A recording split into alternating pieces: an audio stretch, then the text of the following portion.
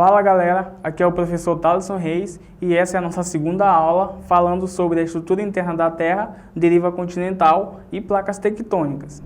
Primeiramente, nós vamos falar sobre as placas tectônicas. Como nós sabemos, a litosfera ou crosta terrestre, como nós conhecemos, ela é composta por materiais rochosos, ela é uma parte rígida da Terra. Porém, nós sabemos também que ela é dividida em grandes blocos. Esses blocos são chamados de placas tectônicas e eles vão basicamente flutuando pelo material líquido do manto, pelo magma do manto da Terra. Então, uma hora esses blocos eles vão se afastar um do outro, outra hora eles vão se aproximar um do outro. Então, basicamente, esse processo de movimentação vai gerar alguns impactos aqui na Terra, na parte externa da Terra. A explicação para que haja esse movimento dessas placas tectônicas é basicamente por um negócio chamado movimento de convecção, que é um sistema, que é um fluxo abaixo da Terra que existe justamente das lavas, do magma, aqui no manto terrestre, esse processo que se dá. O material quente do magma, ele vai subindo, enquanto quando ele chega na parte mais próxima da crosta, ele vai esfriando e novamente ele vai descendo, dando vez ao material quente subindo. Como vocês podem ver aqui na imagem, se dá basicamente esse processo aqui que você está vendo nesse slide, justamente são chamadas de correntes de convecção internamente. Então, esses movimentos eles vão justamente causar esses movimentos das placas tectônicas. Em alguns lugares eles vão se afastar, em outros lugares eles vão se aproximar. E os movimentos das placas tectônicas elas vão se dar da seguinte forma. Existe primeiramente o movimento convergente, que é quando as placas elas vão se unir, vai uma para perto da outra, elas vão se aproximar. Há também um movimento divergente, que é quando essas placas elas vão se separar, vão ficar uma longe da outra, cada uma vai para um lado. E tem também o movimento transformante, que é quando uma placa ela vai basicamente deslizando uma sobre a outra. Então esses são os três tipos de movimentos das placas tectônicas. E aqui nessa imagem você vai poder ver basicamente as 12 placas tectônicas existentes na Terra e também você vai ver aqui onde cada movimento é feito. Por exemplo, bem aqui entre a placa sul-americana e a placa africana é um movimento divergente, é um movimento que eles vão se afastando, a placa vai se afastando. Também você pode observar que aqui próximo à placa euroasiática e a placa australiana há um movimento de convergência, então as placas vão se aproximar uma da outra. E assim são esses os tipos de movimentos basicamente que existem aqui na Terra, entre as placas tectônicas. E nesses lugares onde há o encontro de placas tectônicas, por exemplo, onde há um movimento convergente, são nesses lugares que vão se dar também a formação de montanhas. Por exemplo, quando essas placas elas vão se encontrar, em alguns lugares vai haver tipo um dobramento dessas placas, vai haver um dobramento de terra, então vai aumentando esse nível da terra. Um desses exemplos é a Cordilheira do Himalaia, que fica na Ásia, que é justamente se dá através de um processo parecido com esse. Também há um outro movimento, que é quando as placas tectônicas elas se juntam e as duas vão se dobrando e vão formando outra montanha também. Outro fenômeno relacionado a esses movimentos de placas tectônicas que se dá também é a expansão dos oceanos. Mas como é essa expansão dos oceanos? É basicamente em lugares de encontro de placas que os movimentos são divergentes, onde as placas elas vão se afastando, principalmente dentro do oceano, por exemplo. Devido a essa grande pressão interna da Terra, constantemente, onde há alguma falha na Terra, onde há um vazamento de magma, por exemplo, vai haver muita pressão devido a essa divergência, devido a esse afastamento das placas.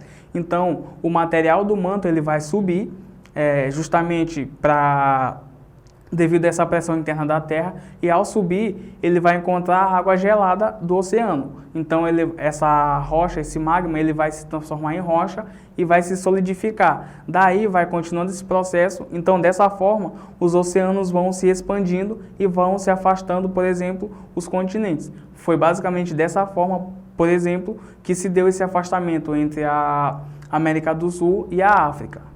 Um outro fenômeno que se dá causado pela dinâmica interna da Terra é justamente o vulcanismo. E ele vai se dar basicamente Quando ocorre uma ruptura do material da Terra, quando há uma ruptura, por exemplo, na crosta terrestre, o material do manto, ele vai justamente ele vai extravasar devido a essa pressão interna que a Terra possui.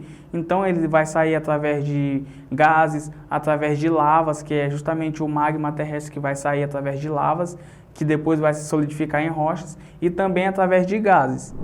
E os vulcões, geralmente, quando eles apresentam esse evento de erupções, é justamente porque ele está em atividade, é um vulcão ativo, se chama dessa forma, vulcão ativo para esses vulcões que entram em atividade. Existem também os vulcões inativos, são aqueles vulcões que não estão em atividade, porém podem voltar a ficar ativos, então é constantemente recomendado que eles sejam monitorados justamente para evitar um desastre. Aqui no Brasil, por exemplo, o Brasil ele se localiza no centro de uma placa tectônica, na placa sul-americana. Então, devido a ele não estar próximo a nenhuma das extremidades dessa placa tectônica, raramente vai haver atividades sísmicas aqui. Então, inclusive no Brasil já houve vulcões, atualmente não temos nenhum vulcão ativo, não temos nenhuma ocorrência de vulcão, porém, o Brasil, naquela região ali da Amazônia, existem vários vulcões inativos, vários vulcões mortos, que inclusive são vulcões que são desde, por exemplo, o início da formação da Terra. São vulcões muito antigos, estão entre os vulcões mais antigos do mundo, ali na região da Amazônia, porém todos eles são inativos, não tem nenhum risco de que volte a ocorrer atividades com eles. E também outros eventos que podem acontecer devido à dinâmica interna da Terra são os chamados terremotos ou abalos sísmicos. Os terremotos eles são basicamente vibrações que ocorrem na Terra. Geralmente é motivado por algum movimento de placas tectônicas, então esse movimento vai gerar vibrações que vão justamente acarretar, se espalhar pela Terra. E diariamente ocorrem milhares de terremotos na Terra, porém a maioria deles não são observados, somente aqueles que são em maior proporção, que são bem notórios, por exemplo, aqueles que têm as vibrações bem mais fortes, que vão gerar consequências aqui na Terra. Esses abalos eles vão, por exemplo, causar destruições de diversos lugares, inclusive eles podem também causar tsunamis, que são ondas gigantes que chegam a uma velocidade absurda de 800 km enquanto eles estão no mar, e quando vão chegando, se aproximando da crosta, eles vão perdendo velocidade, mas também vão ganhando mais altura. E um outro acontecimento que pode gerar a ocorrência de tsunamis na Terra é justamente o vulcanismo na parte oceânica. Quando há alguma ocorrência vulcânica com intensidade maior no oceano, ele pode gerar ondas, pode gerar uma propagação enorme de águas que vai gerar esse tsunami também, que é a propagação de uma grande quantidade de ondas de águas que vai chegar aqui na superfície em uma altura e velocidade considerável, causando destruição aqui na Terra. E como eu mencionei aqui na primeira aula, no início da primeira aula, esses eventos internos, eles vão gerar consequências diretamente aqui para nós na Terra. Então, por exemplo, o tsunami e o terremoto são eventos terrestres, eventos naturais, que não podem ser evitados. Então, basicamente, eles não podem ser evitados nem previstos, raramente eles são previstos.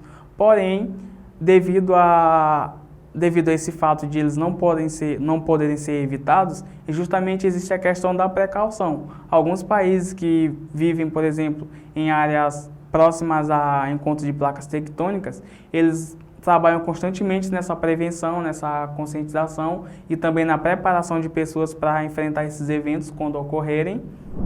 E dessa forma, por exemplo, quando acontecer algum evento desse, algum evento de urgência como terremoto ou tsunami, eles vão saber se preparar, eles vão estar mais preparados para lidar com a situação. E uma das formas de lidar, por exemplo, com a questão do terremoto, são justamente alguns países mais desenvolvidos, eles possuem algumas estruturas, por exemplo, em prédios, em casas, que vão permitir com que os abalos sísmicos, o terremoto, ele não destrua a casa, o apartamento ou casa, eles não vão cair devido a uma estrutura basicamente mais flexível que vai permitir com que o prédio, por exemplo, tenha um abalo, porém ele não vai cair, ele não vai ser demolido.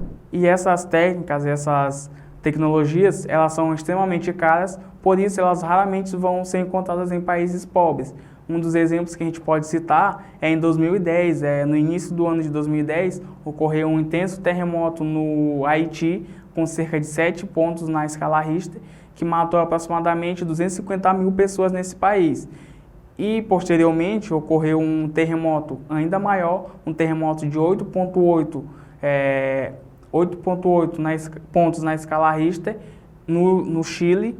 E esse terremoto ele liberou, por exemplo, aproximadamente 500 vezes mais energia que esse terremoto do Haiti. Porém, devido ao Chile ser mais preparado, ter uma certa estrutura para lidar com esse tipo de eventos, a tragédia foi bem menor. Ocorreu, por exemplo, somente 500 mortes em um terremoto que foi extremamente mais forte. Então, galera, essa foi a nossa segunda aula sobre a estrutura interna da Terra, deriva continental e placas tectônicas, e eu espero aí que vocês tenham gostado. Então, se ficou alguma dúvida aí, vocês podem também deixar nos comentários, que a gente vai estar respondendo. E antes disso aí, eu peço que vocês deixem seu like, que vocês se inscrevam no canal e também que ativem o sininho das notificações. Até a próxima!